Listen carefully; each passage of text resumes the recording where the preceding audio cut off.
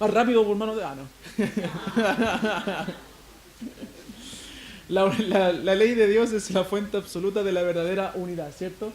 Bueno, ahí vamos a ir avanzando. Esto es todo repaso.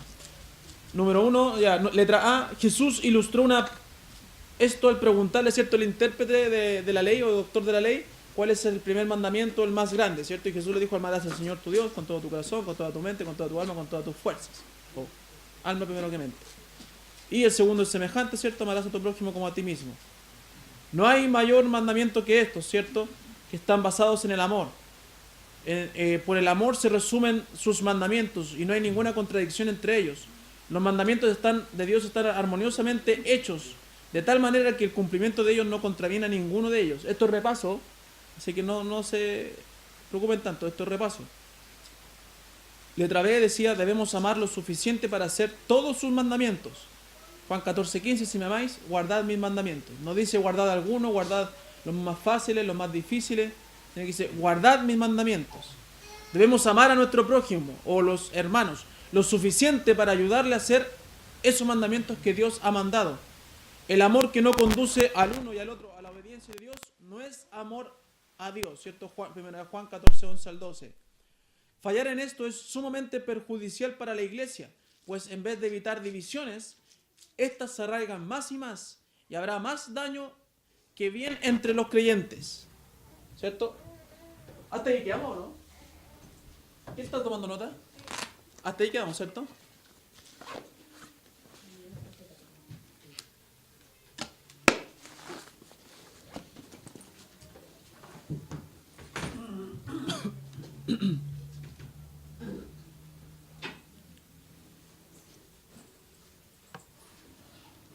Entonces, letra C. Ahora sí, hermano David, necesito que actualice la... Y una... Ahí sí. Ahí estamos, ¿cierto? Toda idolatría es causa de división. Cuando hablamos de idolatría, ¿de qué hablamos? Porque van a decir: no, pero yo no adoro a otro Dios que no sea Jehová. Pero cuando hablamos de idolatría, ¿de qué estamos hablando?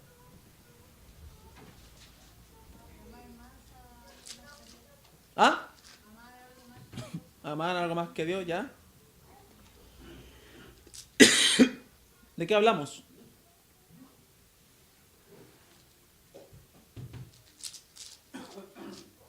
¿No? ¿Muy temprano todavía? Cualquier infidelidad al Dios verdadero, ¿cierto?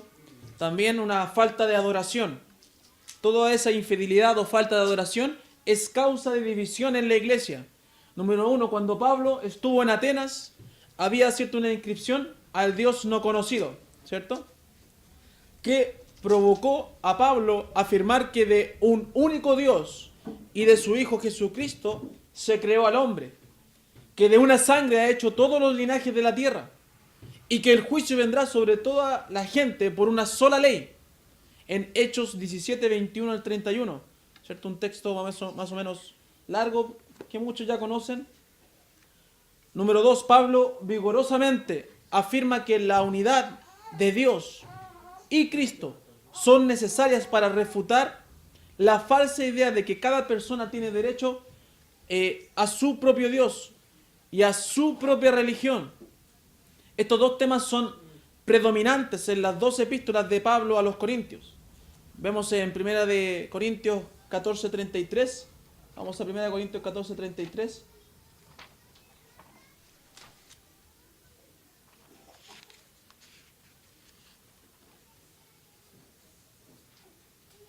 Y este es un buen texto cuando alguien viene con algo contradictorio, algo que no causa una buena recepción, incluso para las llamadas herejías.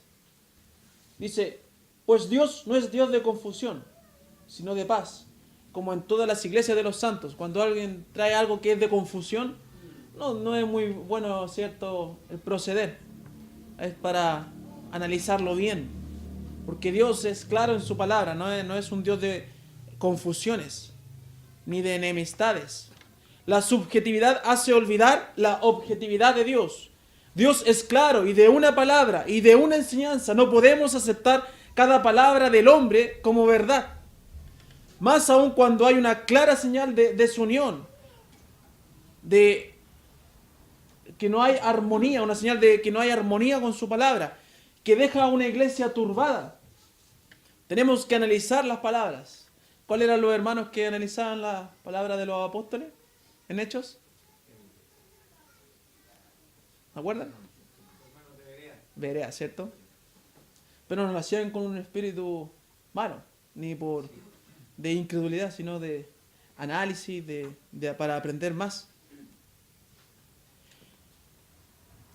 Letra A del 2 dice: la absoluta supremacía o superioridad o preeminencia y suficiencia de un solo Señor Jesucristo, ¿cierto?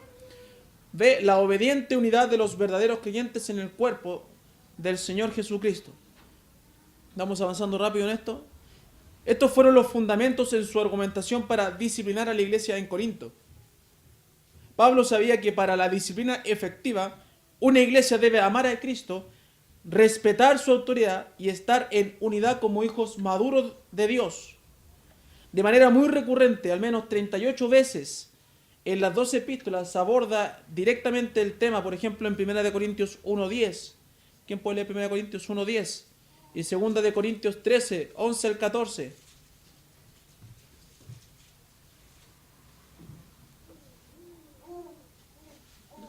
Bueno, Felipe.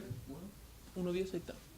Luego, pues, hermanos, por el nombre de nuestro Señor Jesucristo, que habléis todos una misma cosa, que no haya entre vosotros divisiones, sino que estéis perfectamente unidos en la misma mente y en el mismo parecer.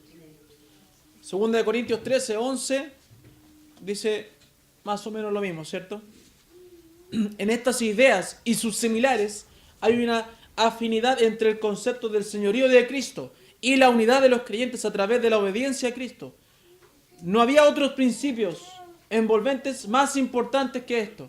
La unidad era algo principal. En todas las cartas, de hecho, paulinas, ¿cierto?, se habla de la unidad. De alguna u otra forma, un mismo sentir, sintamos lo mismo, ¿cierto? Estemos unidos, seamos un solo cuerpo. En todas las cartas, casi todas las cartas, se habla de la unidad como algo importantísimo para poder seguir trabajando por el Señor y mantener una iglesia que prevalezca, ¿cierto? Número 3, este es el concepto de la unidad que las iglesias necesitan en el presente. Las iglesias modernas, ¿cierto? ¿Cómo se llama la nueva era? Las iglesias de la nueva era. Las iglesias modernas se engañan ellas mismas con los conceptos de pseudo-unidad, promocionadas por líderes de iglesias, los cuales han olvidado que Jesucristo es el Señor y que juzgará en base a su ley, no en base a las palabras de un líder, y que su ley es la ley disciplinaria. Ellos conocen lo que la Biblia dice en los capítulos 5, 6 de 1 de Corintios, ¿cierto?, que hemos analizado, en Mateo 18, pero no piensan que realmente sea un mandamiento válido como su propio juicio o su propio razonamiento. Por ignorar los mandamientos disciplinarios de Dios, prueban que ellos no creen que realmente Cristo es el Señor, al ignorar las palabras de Jesucristo. Este proceder daña a la iglesia. De esta manera se piensa que la pseudo-unidad con hermanos pecaminosos es más importante que la unidad espiritual con Cristo como Señor. El peligro es tan grande que esta pseudo-unidad puede estar aparentemente fundada en una disciplina correctiva, tratando de corregir a aquellos que abogan por una disciplina fundada en principios bíblicos, en vez de, ¿cierto?, las reglas humanas. Lo paradójico del asunto es que se ha llegado al extremo de señalar como indisciplina a la verdadera disciplina bíblica.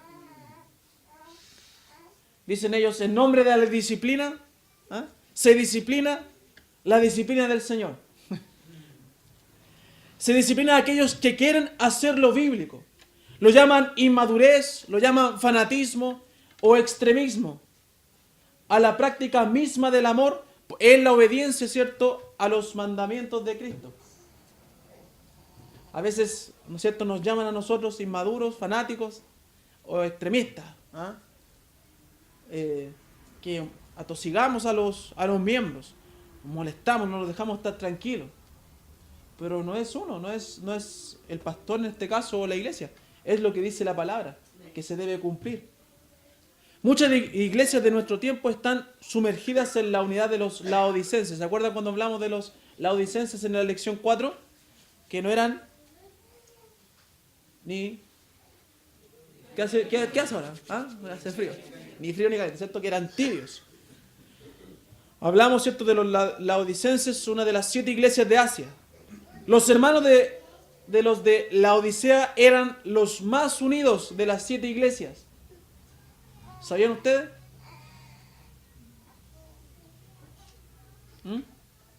¿Por qué eran los más unidos?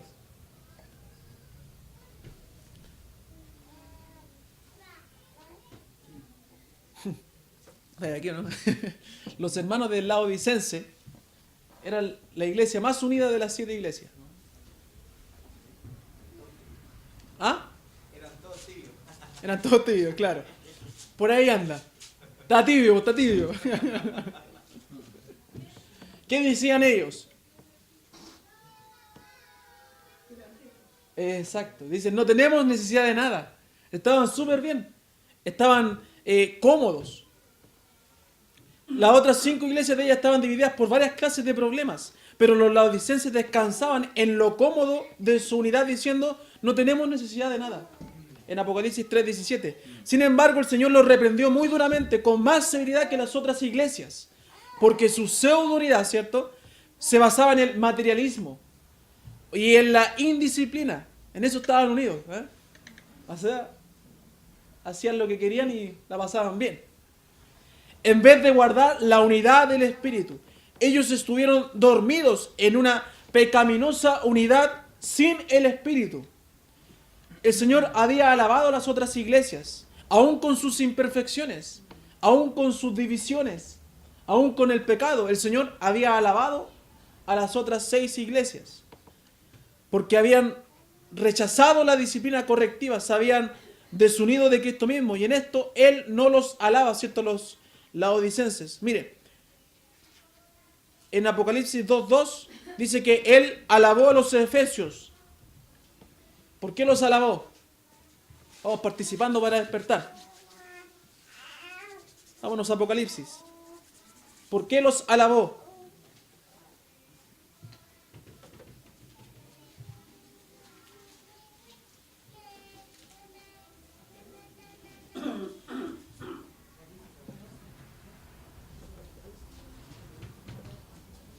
No, David, avance 4 tiene que ser. Más. No, devuélvete uno que se van a estar ahí, los voy a soplar. ¿Por qué alabó a los de Efesios? Vamos. ¿Ya?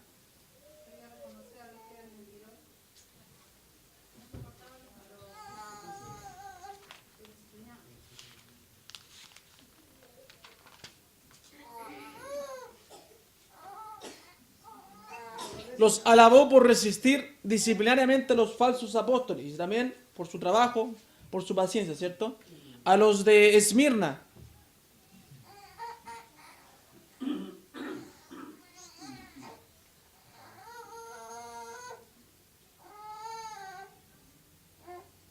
No, comprensión de lectura, vamos.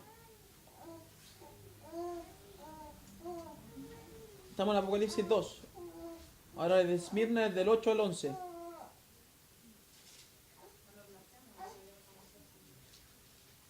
No, pero ¿por qué los alabó? Porque encontró algunos mentirosos.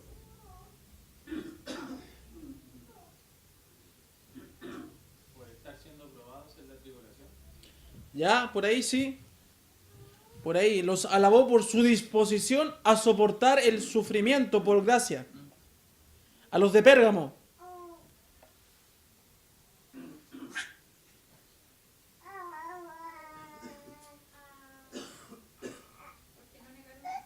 Sí, los alabó por su fidelidad al no negar la fe de Cristo. A los de Tiatira.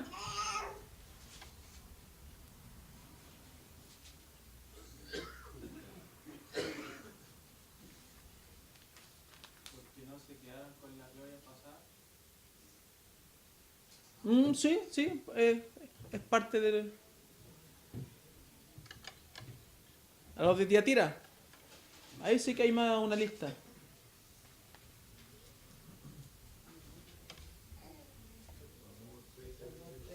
Exacto, por su amor, por su fe, por su servicio, por su paciencia y también por su crecimiento. Como dijo hermano Cristian, Apocalipsis 2:19. A los pocos de Sardis.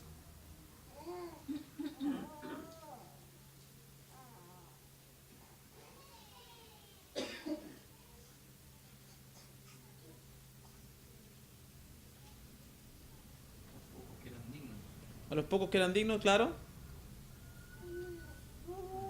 ¿Por qué eran dignos? ¿Ah? No habían manchado su copa, pero en palabra, en español simple. ¿Ah? Guardaban la santidad. Exacto. No se contaminaron, exacto. Entonces, a los pocos de Sardis, los cuales no se murieron como los demás, que vinieron a tener solo el nombre de que estaban vivos. Esos pocos que guardaron la fe, ¿cierto? A los de Filadelfia. Aquí sí, hermano Eduardo.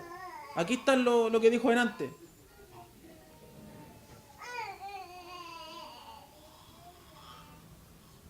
Para que se acuerde otra cosa.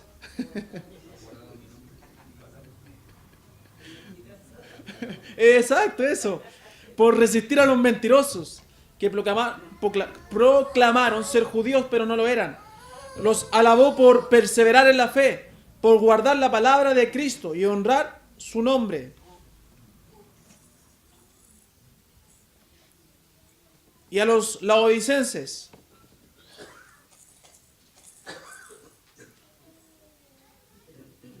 ¿Ah? ¿Qué pasó con los laodicenses? Se lo dije hace un rato. Sí, pero ¿qué pasó? ¿Cuál fue la alabanza a los laodicenses? Se lo dije hace como 5 minutos. No.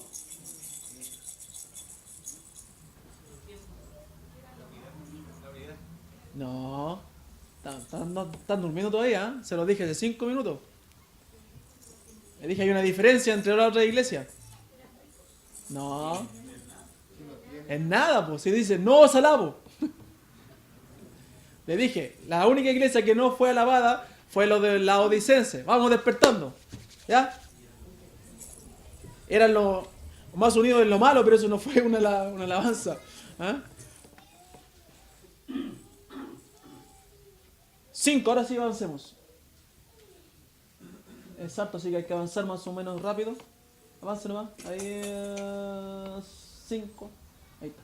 Bajo esta pseudo unidad, como los laodicenses, las iglesias modernas miden la unidad como el sentirse bien, sin problemas, tranquilos, satisfechos con las estadísticas de las reuniones, conformándose con números y no con la cualidad espiritual de los asistentes, midiendo la contribución económica, no la generosidad, satisfaciéndose ellos mismos por los pequeños logros alcanzados, se sienten hasta seguros porque se comparan con ellos mismos.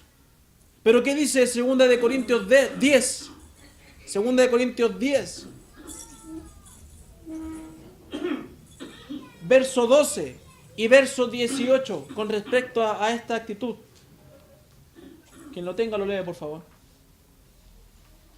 2 Corintios 10, verso 12 y verso 18.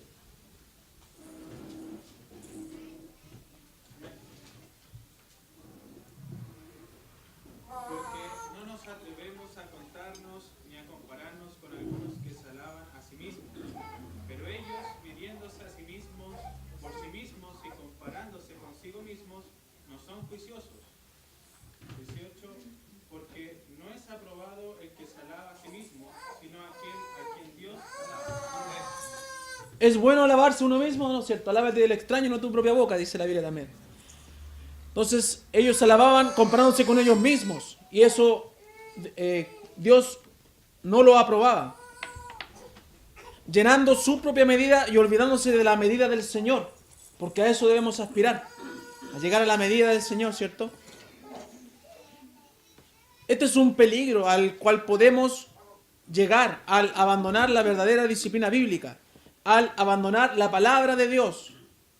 Este es el peligro que llega en las iglesias. Al abandonar la verdadera disciplina bíblica. Al abandonar la palabra de Dios. Por ejemplo, letra A del 5. Si el número de asistentes se compara favorablemente con los datos de asistencia pasados, se tiende a pensar que hay crecimiento, cuando realmente no se tiene preocupación por las almas que no están asistiendo. Después de todo, si el número de asistencia es bueno, ¿para qué preocuparse de las almas perdidas de los hermanos ausentes y desatendidos? Otro ejemplo, o agarrando también el mismo ejemplo, de esta manera se tiene un sistema de membresía rotativo, en que el interés es mantener el número de asistencia de personas en el edificio dentro de lo normal, que no se vea tan vacía la iglesia. Advertir las falsas doctrinas, condenar el pecado, pueden ser enseñanzas censuradas en la iglesia que quieren una unidad de pura camaradería o relación amistosa. La realidad es que la cualidad espiritual de los asistentes no se afectará cuando se condene lo que Dios condena. No se debe pensar que una iglesia fiel se va a desanimar porque sus dirigentes mantengan una lucha frontal con el pecado. O sea, al contrario, nos debería animar, nos debería hacer crecer que ataquemos el pecado como tiene que atacarse. Bíblicamente, ¿cierto? Ya hemos aprendido. Es muy peligroso cuando el predicador, ¿cierto?, no se atreve a ofender el crecimiento número de... ¿Ah? Perdón, gracias hermano. El creciente número de... pero que van en crecimiento, no. De fornicarios, de adúlteros, ¿cierto?, los cuales se encuentran refugio muy cómodamente en doctrinas erróneas del matrimonio, del divorcio o de nuevas nupcias. Cuando no se ataca al mentiroso, a los codiciosos, a los avaros, a los borrachos, a los blasfemos, así, etcétera, ¿cierto? Esta tolerancia en nombre de la unidad o pseudo-unidad está erosionando, rozando la línea de la diferencia entre el mundo y la iglesia. A los inconversos les va a resultar difícil marcar una diferencia si esto es iglesia o es un club social, porque se parecen a mí, van a decir. ¿Van a Marisela?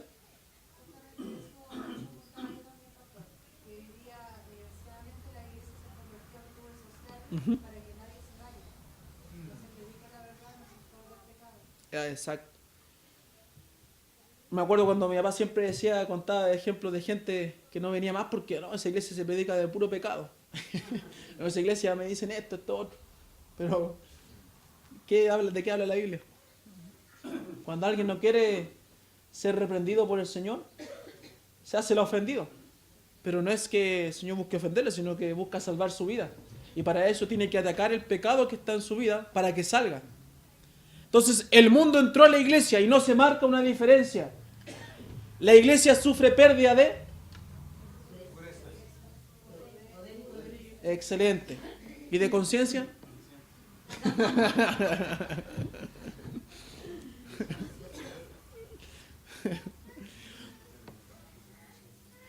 La iglesia en la Odisea no solo practicó la unidad entre ellos mismos, sino también practicaron la unidad con el mundo.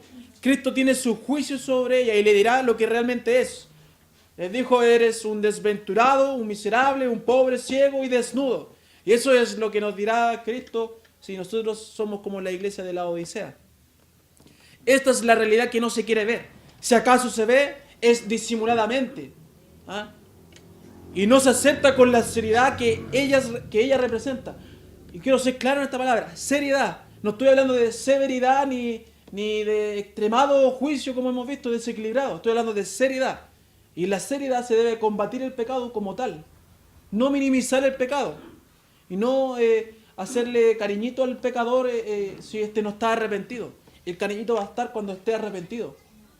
Mientras tanto, tiene que uno ser claro y preciso y firme en lo que Dios ha establecido y ha enseñado. Número 2, dentro de lo que hablamos de como introducción. Número 2, Romano. Dijimos que la unidad se basa también en la ley. Y acá también hay condescendencia para la unidad. Un ejemplo de cuán pacientes deberían ser los creyentes para lograr la unidad es visto en la actitud no egoísta de Pablo hacia los hermanos romanos y también hacia los hermanos de Corintios, los cuales estuvieron similarmente divididos por las opiniones acerca de... ¿Está ahí o no? No. ¿En qué estaban divididos también? ¿Qué eran los romanos y los de Corintios? Acerca de comer. Carne, ¿cierto? Pero no es que eran veganos, hermana Gaby, ¿eh? No era eso. ¿Ah? No era el problema de... Hay que tomar en cuenta que algunos corintios se asociaron, ¿cierto?, comiendo ciertas carnes con la idolatría porque los animales habían sido ritualísticamente dedicados a los ídolos antes de ser consumidos por la gente. Pablo no busca resolver el problema prohibiendo a los cristianos incondicionalmente el comer dicha carne. Él les enseña que el proceso idolátrico al cual fue sometida la carne no la contamina. La carne sigue inalterable, sigue siendo inalterable, sigue siendo carne. El problema es resuelto de una mejor manera a través de la paciencia de los hermanos fuertes, asumiendo la responsabilidad de enseñar a los hermanos más débiles o ignorantes acerca del tema. Por palabra, número 4, por palabra y por hecho, Pablo les enseñó que podían comer de dicha carne, pero al hacerlo ellos tenían la responsabilidad de considerar la conciencia de los hermanos débiles. Comprender esta enseñanza de Pablo podría ser un tanto difícil para la conciencia de los hermanos débiles. Es indispensable mucha paciencia entre los hermanos fuertes para comprender a los hermanos débiles. Pablo dijo esto en 1 Corintios 8, 9 al 13. Usted más o menos ya lo conoce, ¿cierto?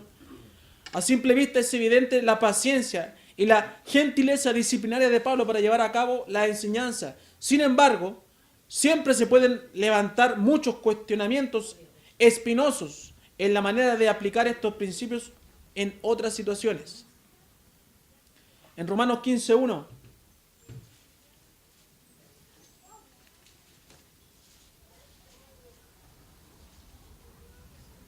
No sé si alguien tiene una duda con lo que dije recién. Voy un poco rápido, pero ¿sí? Muy rápido. Ya, vamos a dejarle un cambio. Ya. No, pues yo les voy a mandar todo eso. Si no es para que anoten. Por eso, ya.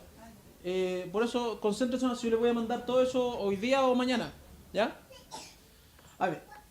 Lo que se quiere decir, hermana, es que en este problema que había en los romanos y los corintios, que había una carne, ¿cierto?, que era sacrificada a los ídolos. Y después se consumía. Y esto hacía que los fuertes entendían que no había problema en comer la carne, porque era carne. Pero los débiles relacionaban la idolatría con el comer la carne. Y eso les causaba problemas, les causaba división. Entonces Pablo en vez de decir, no pueden comer esa carne, les enseñó que la carne no es el problema, sino que había que instruir a los débiles y explicarles qué era realmente un pecado o algo, una falta hacia el Señor. Pero aún dijo que si eso aún le era ocasión de caer, yo no voy a comer. Entonces el fuerte tiene que tener paciencia en ese sentido hasta que el débil crezca, enseñarle.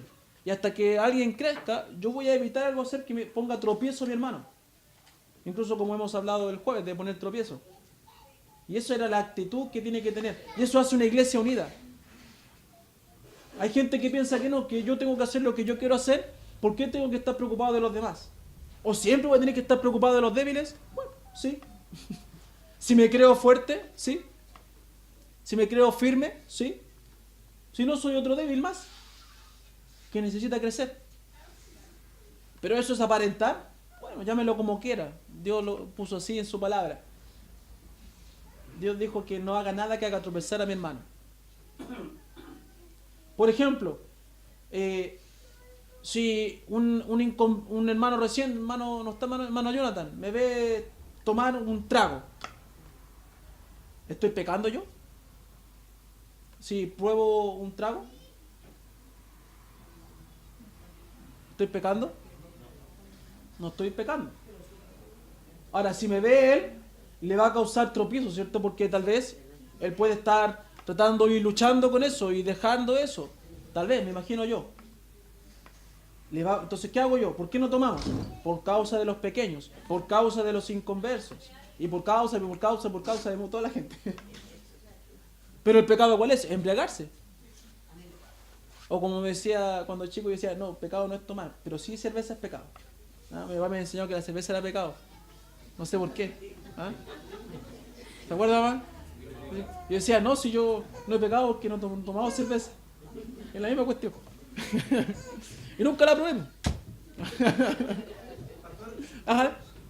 Ahí mismo donde habla ese tema del comer y de las viandas, ¿cierto? Que se sacrifican a los ídolos. Ujú. Después abajo deja bien claro en Corintios 8, Ujú.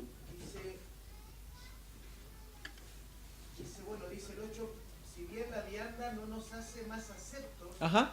ante Dios, pues ni porque comamos seremos más, ni porque no comamos seremos Exacto. menos. En el caso de que obviamente había carne que era sacrificada a los ídolos, y por eso algunos que todavía tenían esas costumbres de los judíos no podían comer carne sacrificada a los ídolos, pero abajo habla de la libertad que hay en Cristo.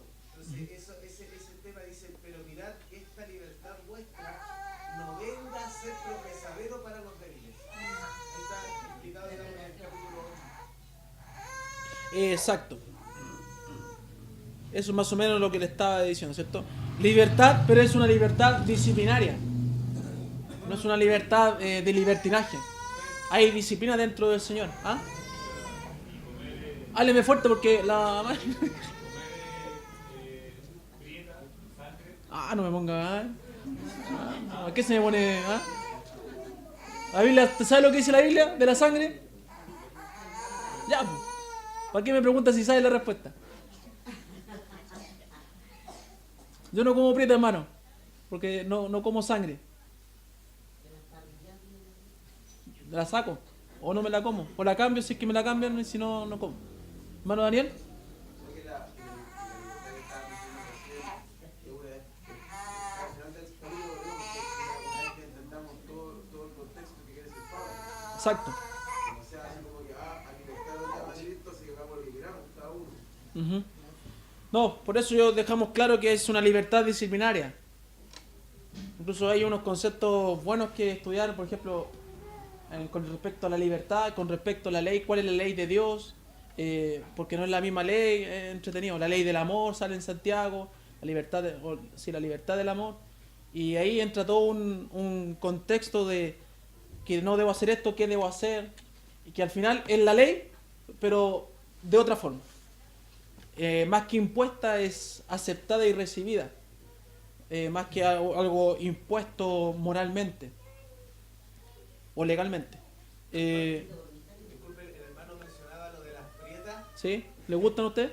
Ah, ¿Le gustan? no. Antes de ser cristiano comía, me gustaba. No, nunca la he comido yo. No, lo que pasa es que un poco para que le quede claro al hermano, porque ¿Le quedó claro, no? ¿Le quedó claro? ¿Le quedó claro?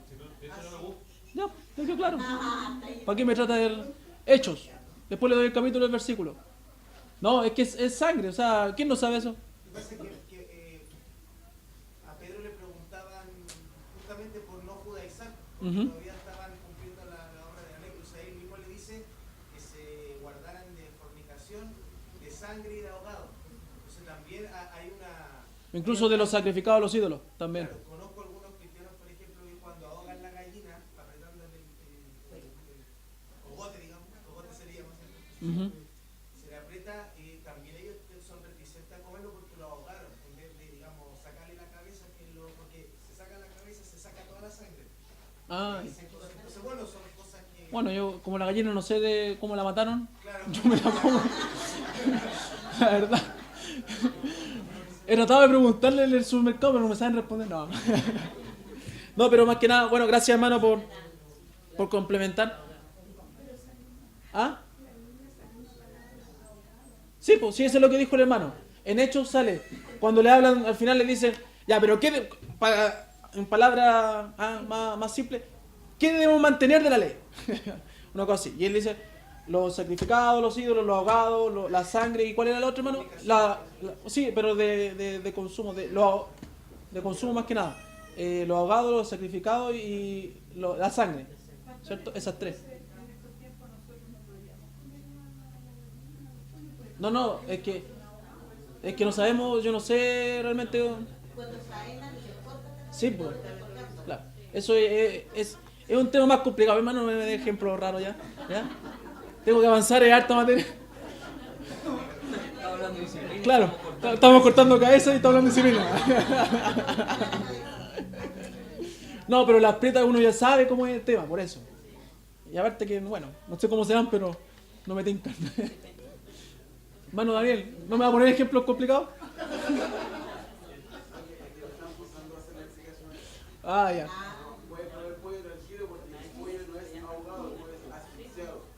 Ya, y ahogado es... No, pues, espera. Definamos cuál es el concepto de ahogado y cuál es el concepto de asfixiado. ¿Por qué ellos son diferentes? Tranquilo, yo. ¿Por qué? ¿Por qué, pues? Porque la asfixia viene asociada con el estrangulamiento. ¿Ya? ¿Y los ahogados? Cuando tú le aprietas, cuando uno le aprieta a un ser vivo, Claro. hasta cortar la respiración. Como ahorcado. Y el ahogado Es el sumergido. por inmersión. Yo también sabía lo mismo. Ahora la hermana Carmen la va a corregir todo y la va a tirar todo por la borda. El punto es que los dos, el asfixiado y el ahogado, no botan la sangre. No botan la sangre. Ese era Ese. el concepto bíblico para no comer un ahogado. Ya. Gracias, hermana Carmen. Vamos a meternos allá. Oiga, si yo no soy nada nutricionista, ¿ya? En vez de Pastor Gres, todo soy ahora, Pastor Gres. Ya, no nos metamos en terreno complicado. Las prietas, hermano, no se las coma, ¿ya? Todo por preguntar. Aparte que lo tienen en la pura ensalada, así que ¿qué tanto lega? Ya, Romanos 15:1. Hermana, todo esto, hermana Claudia, ¿me entendió, no? Sí. Eso es lo que quería. Eso. Que fuera rápido. Ya, dice. Llegué acelerado. Espera, ya, vamos a bajar. Que llegué atrasado, por eso llegué acelerado. Así que los que somos fuertes debemos soportar la flaqueza de los débiles y no agradarnos a nosotros mismos. Lo vimos, ¿cierto?, cuando hablamos del aislamiento, este verso. Soportar era sobrellevar, ¿cierto? ¿Significa esto que hay que someterse a las opiniones excéntricas de unos pocos? ¿Ah? No. Contribuir a la edificación y a la unidad significa ceder a toda exigencia. ¿Mm?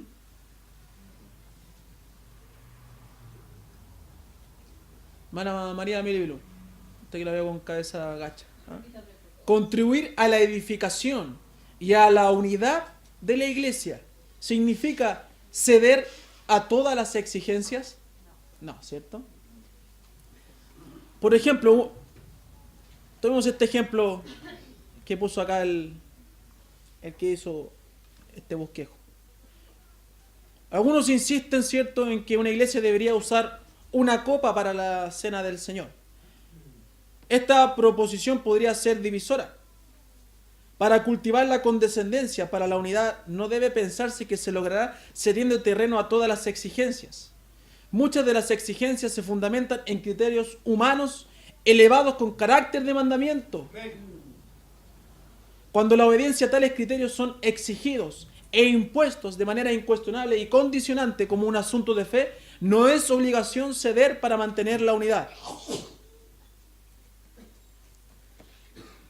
Y así es cuando la iglesia asume una pseudo condescendencia y se somete a las opiniones de los débiles, que en muchos de los casos son básicamente carnales, para evitar las divisiones. Esto está demostrando la ignorancia sobre esta materia. Siempre debemos estar unidos en la palabra de Dios. No seremos condescendientes si eso nos lleva a pecar. Ahí no tenemos que ser condescendientes. Tenemos que ser condescendientes cuando algo no nos agrada. No nos hace menos puros y santos para Dios. Cuán frágil es la unidad y la comunión fundada en la práctica de las opiniones de los débiles. Muy fácilmente se quebrantan los vínculos de la comunión si no se practica algún criterio impuesto por un carnal o débil. Siempre existe el peligro inminente de la división a causa de los carnales débiles. ¿Dudas en lo que dije? Más o menos simple. ¿No? ¿Duda? Para resumir, no porque un hermano débil nos diga debemos hacer esto, vamos a hacerlo. Si al hacerlo pecamos, no tiene que ver con eso. Y no vamos a hacer una iglesia desunida, sino que vamos a ser unida en lo correcto. Y el débil tendrá que darse cuenta y ponerse, ¿cierto?, en armonía con nosotros y la palabra del Señor. ¿Ok? Letra C. Avancemos ahí, hermano. ¿Dónde estamos? ¿Te pasaste o no? C. Es muy razonable pensar eso. ¿Ah? ¿Te pasaste?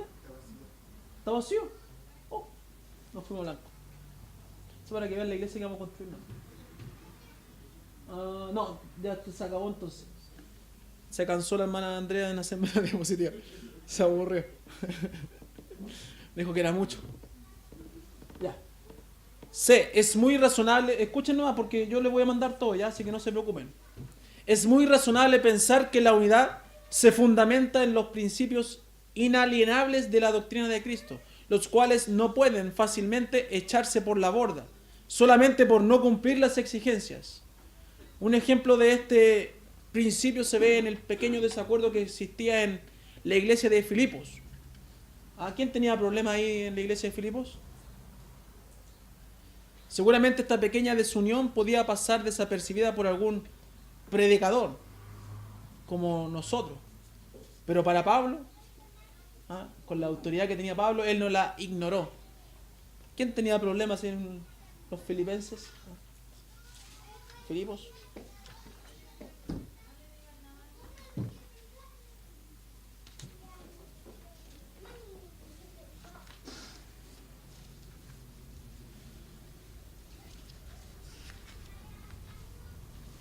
¿No? Capítulo 4, le doy una pista.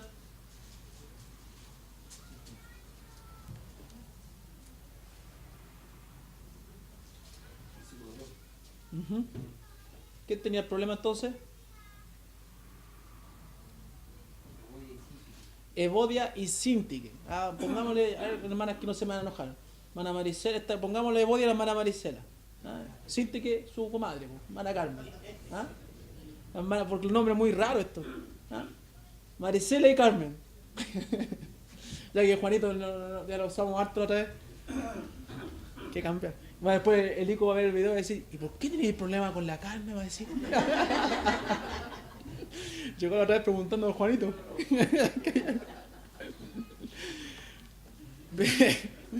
Primeramente, ¿cierto? En el capítulo los alabó por la armonía, amor y unidad que ya tenían. Él oró para que su amor abundara más y más en conocimiento y en todo juicio. En Filipenses 1, 3 al 9. Él los amonestó a sentir lo mismo, teniendo el mismo amor, unánime, sintiendo una misma cosa en Filipenses 2, 2. Pablo estaba enfatizando la unidad que debería existir entre los creyentes y cómo deben luchar unidos con un mismo sentir para hacer avanzar el Evangelio de Jesucristo. Pablo juntó la unidad de la mente y la unidad de juicio para la iglesia entera. Expresa unidad interna y externa. Tanto lo que pienso y hago deben estar conectados con Cristo y su palabra. Por esto se infiere que cuanto más conozcamos acerca de Cristo, más contributivos seremos para la unidad. Dijimos delante que no debemos alabarnos. ¿Pero en qué debemos alabarnos? Dice Jeremías. ¿No? En entenderle y conocerle. En eso sí. Porque mientras más conozcamos, más estaremos conectados con lo que Dios quiere de nosotros. Pero el planteamiento general para la unidad no fue suficiente. Mire, escribió cuatro capítulos, ¿cierto? Hablando de la unidad. Y los alabó en cierta manera, pero no fue suficiente para solucionar los problemas que había en la iglesia. Pablo hizo un específico y personal planteamiento. Ruego a Evodia, ¿cierto? A Carmen y a Marisela. No, Marisela y Carmen eran. Que sean de un mismo sentir en el Señor. Reiterando, la llave para la unidad está en tener una misma mente, juntamente con otra persona clave. Esta persona es el Señor Jesucristo. La exhortación es: sean de una misma mente en el Señor. Esto significa que sean unidos, estando unidos al Señor. Y dijimos eso al principio, que la unidad de una iglesia que va a poder disciplinar bien es estando unidas entre ellas y con el Señor. Y Cristo estaba unido a Dios, ¿cierto? Y hablamos de toda esa conexión. La verdadera sumisión al planteamiento bíblico puede ser contrariado por las fórmulas humanas de no ver el mal, ser tolerantes y comprometerse con el modernismo, de estar de acuerdo, ¿cierto?, con el desacuerdo. Ya, si están de desacuerdo, pero no importa, sigamos igual. Minimizamos, ¿cierto?, el desacuerdo. Algunos asumen que la unidad debe conservarse a pesar de los desacuerdos doctrinales y pecados que hayan. No hay que romper la unidad. Esto suena como que la unidad del Espíritu no es alterada por el pecado y descansa solo en acuerdos humanos. Porque acá no estamos hablando de métodos o formas o prácticas que usted pueda tener en su hogar. Estamos hablando de doctrina. Y eso no puede haber desunión. Tiene que haber unión en eso. La fórmula de unidad de Pablo no demandó una especial táctica para no dañar los sentimientos de las hermanas contendientes. Él las identificó por nombre. Esto indica que pueda ser sabio algunas veces el ser personal, directo y en público para la disciplina. Hemos hablado de eso un poco. Aunque puedan haber cierta una excepción a la regla, generalmente al tratamiento privado. Pero seguramente este desacuerdo entre Marisela y Carmen ya era conocido por la iglesia. Por eso debe haber atacado directo. Si se nota que se tienen malas, miren, una al otro lado. Claro. Se fue de tarro. Está en la misma banca, pero una a cada lado. Dejando los detalles y sacando, ¿cierto?, la lección para nosotros, no deberíamos ser súper sensibles cuando alguien sencillamente nos encauce, nos dirija hacia la corrección. Deberíamos ser agradecidos, amables, corteses y mansos. A muchos no les gusta la disciplina pública, pero cuando se ha mandado la embarrada y ha dejado la tole públicamente, no pida tanto. ¿Cierto? Ya, dicho esto, ahora sí, toda esta introducción de 2 domingos para ir a la lección 6, que va a ser más corta que todo lo que hemos dicho. La Biblia enseña que la iglesia local, entonces ya aprendimos, ¿cierto? Para poder ejercer la autoridad que la iglesia debe ejercer, necesitamos una iglesia unida. Y para ser una iglesia unida tenemos que estar unidas con Dios y su palabra, con Dios y sus mandamientos, con Dios y su ley, ¿cierto? Preocuparnos de no ser condescendientes si eso afecta la palabra de Dios o la doctrina de Dios o los principios bíblicos. Eso nos da autoridad.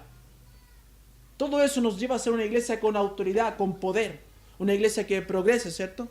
Entonces la Biblia enseña que la iglesia local posee la autoridad sobre sus miembros. Jesús enseñó esto en Mateo 18, lo vimos, 18 al 20, le dio toda la autoridad de la iglesia para disciplinar, ¿cierto?, unos a otros. Nuevamente Él enseña esto a Pedro en Mateo 16, 19. Cristo enseña a Pedro que es una pequeña piedra en conjunto con las otras y tiene autoridad como los demás para disciplinar en la iglesia. En el primer punto, ¿cierto?, dice, avancemos, no un grupo especial de hombres, sino toda la iglesia. La iglesia tiene autoridad para atar y desatar, como dice Mateo 18:19. La iglesia ejercita su autoridad para atar cuando disciplina a un miembro que ha pecado.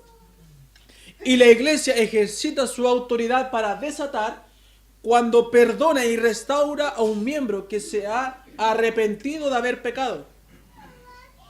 ¿Ok? ¿Se entendió?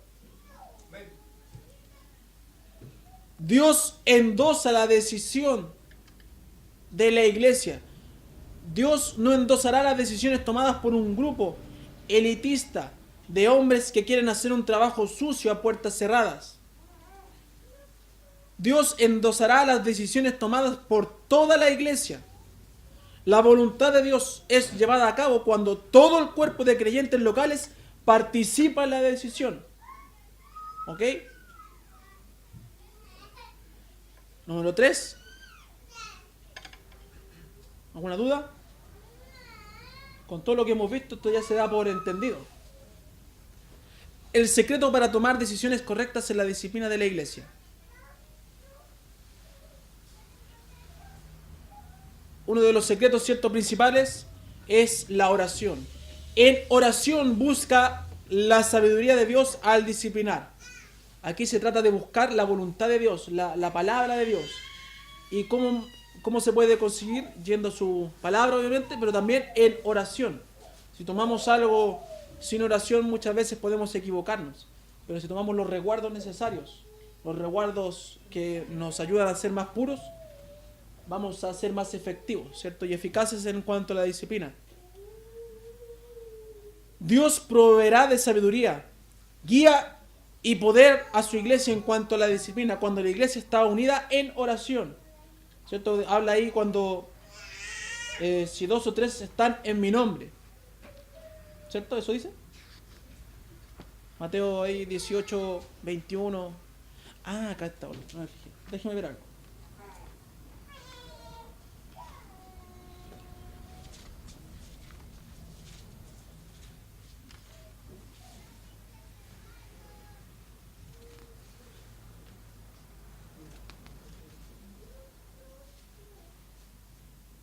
Claro, el 21-22 también dice, y todo lo que pidiereis en oración, creyendo lo recibiréis. Cuando la iglesia ora junta, siguiendo las instrucciones de Dios, la voluntad de Dios se logrará. Hay que quitar nuestra voluntad de las operaciones de la iglesia. No es lo que diga yo, no es lo que diga usted, es lo que dice el Señor. Nuestra voluntad debe ser quitada. La iglesia debe ejercer la voluntad de Dios en potencia. La oración de Cristo en el huerto de Getsemaní, ¿qué decía él? Antes de ir a la cruz, ¿cierto? Y que no se haga sino la tuya. Ese es el perfecto ejemplo de rendir la voluntad humana a la voluntad divina. Cristo nos dejó el perfecto ejemplo. ¿Quién más que él? En oración fue a entregar su voluntad humana para hacer la voluntad divina. Y eso debemos hacer nosotros cuando ejerzamos, ¿cierto?, autoridad con respecto a la disciplina. Conclusión. La autoridad y presencia de Cristo, ¿cierto? Cristo nos ha dado la autoridad para ejercer la disciplina. Y esto alguna gente no lo ve, pero espero que usted ya lo entienda y lo crea así. La iglesia tiene la autoridad. No es una persona o tampoco nadie tiene la autoridad. No, la iglesia tiene la autoridad. No hay términos medios ni ningún término como hemos visto. Y si no le gusta, no está yendo en contra de lo que digo yo, está yendo en contra de lo que dijo el Señor en su palabra. Si encuentra algo diferente, me lo puede comunicar y podemos ver, comparar los textos. Pero hasta ahora lo que se entiende es que Cristo entregó la responsabilidad a la iglesia. Y Pablo reafirmó todo lo anterior. No hay otro ejemplo en que los problemas tengan que dejarse así nomás. Porque eso daña a la iglesia y es lo que se ha visto. Cuando sea, y por la razón que sea que la iglesia se reúne, Cristo estará presente. Mateo 18, 20, ¿cierto? Dice, porque donde están 2 o 3 congregados en mi nombre, allí estoy yo en medio de ellos. Es necesario reunirse en su nombre, en el nombre de Cristo, y darle a Él la gloria. Así que cuando usted venga consciente de eso. Venga no a reunirse en su nombre, sino que viene a la iglesia de Dios, donde está Cristo en ella, donde Cristo es la cabeza, y debe darle la gloria con su actitud, con sus palabras y con su sentimiento y con todo su ser. Por eso decía corazón, ¿cierto? Alma, mente y fuerza. Tiene que estar consciente que Cristo está presente. Así, aún 2 o 3 pueden lograr disciplina restauradora. También vimos en los pasos anteriores, cuando usábamos los testigos. Si la persona que pecó está dispuesta a arrepentirse, situación lograda, ¿cierto? En el segundo paso, por 2 o 3, en presencia de Cristo. Aún está el respaldo del Señor cuando usamos en el caso de los testigos. Porque hay 2 o 3 reunidos en su nombre, porque son testigos que ya aprendimos lo que eran los testigos, que van de una actitud correcta a hacer algo correcto. Ahí está Cristo en medio y está la autoridad también. Para disciplinar y todas las demás razones, reunirse debe hacerse solo en el nombre de Jesús. Su nombre representa carácter y autoridad. La autoridad de nuestra iglesia está en Cristo. Fuera de Él no tenemos ninguna autoridad para hacer nada. Fuera de Cristo, hermana María Eugenia, yo no tengo ninguna autoridad. Fuera de Cristo ustedes no tienen ninguna autoridad. Somos civiles. Pero con Cristo, ¿cierto? Tenemos toda la autoridad para ejercer la disciplina correctiva, ¿cierto? Que busque el arrepentimiento y la santidad de la iglesia. ¿Ven? Esta es la lección 6. Ya terminamos la lección 6. La lección 7 que vamos a ver la próxima semana tiene que ver con la intención y el objetivo de la disciplina. ¿Cuál es la intención? Y que incluso ya intrínsecamente ha estado en las otras lecciones, ¿cierto? Pero vamos a darle más profundidad. ¿Alguna duda? ¿Consulta? ¿Sugerencia? ¿Reclamo? ¿Si puede comer esto o no? Nachi tampoco. También puede ser la misma. ¿Ah? ¿Alguna consulta con respecto a la disciplina, a la autoridad? ¿Quedó claro? Ajá. Yo, cuando se pasó por la pseudo unidad, o sea, después creo que se fue dando, pero entiendo de la pseudo unidad, una unidad mal enfocada. ¿Sí? Es una unidad, dijimos, que se basa en no reprender el pecado. En una iglesia, la iglesia moderna son una iglesia pseudo unida. Tú puedes ver iglesias modernas llenas. ¿Por qué? Porque no se practica ninguna disciplina. Porque se enseña un evangelio liviano. Porque se enseña un evangelio carismático. Humanista, ¿cierto? Entonces no se enseña la disciplina de Dios. Porque cuando reprendes el pecado, algunas personas lo aceptan, lo reciben con gozo. Pero a algunos no les gusta y se van donde no les digan nada. Eso es una pseudonidad. Y también hablamos de la condescendencia, de ser condescendientes, pero para bien, no para mal. Si el débil me hace pecar, no tengo por qué pecar. O sea, si mi hermano débil está creciendo y lo veo filmando y me dice, fume conmigo, no. Y si es que me voy a ofender si no fuma conmigo, bueno, oféndete. Como mi hermano Juan cuando se ofendía porque no tomábamos mate, ¿no? Era débil en ese tiempo, pero había que tomar mate y comerse esas 10 sopaipillas. Ahora él ya no, él ha crecido y nos dice, pastor, ¿quiere una? 2, ya listo, ya, ¿cierto? No. Un ejemplo más. Persona que dice, en mi iglesia no me prohíben nada. Exacto. En mi iglesia. Yo les digo, pero si no es la iglesia, no prohíbe. De aquí la palabra. Exacto. Esa es una frase recurrente que habla de una pseudo-unidad. Esa que no sé si la escucharon todos. ¿Cierto? En mi iglesia no me prohíben nada. Oh, qué trete, qué bueno. Cachilupe tu iglesia, ¿no? Pero como dice la hermana, no es que uno prohíba. Por eso yo dije, no son reglas mías, no son normas mías. Porque si yo pusiera la regla, podría colocar cualquier lecera. Y tienen que sujetarse. No, no es así. Sino que uno pone las reglas que Dios ha puesto en base a la Escritura. ¿Esto es bueno? No, no es bueno. ¿Por qué? ¿Porque a usted se le ocurre? No, porque Dios lo dice en tanto, ¿cierto? Enseña, y ante la palabra entrega autoridad. Y uno tiene que someterse a la palabra.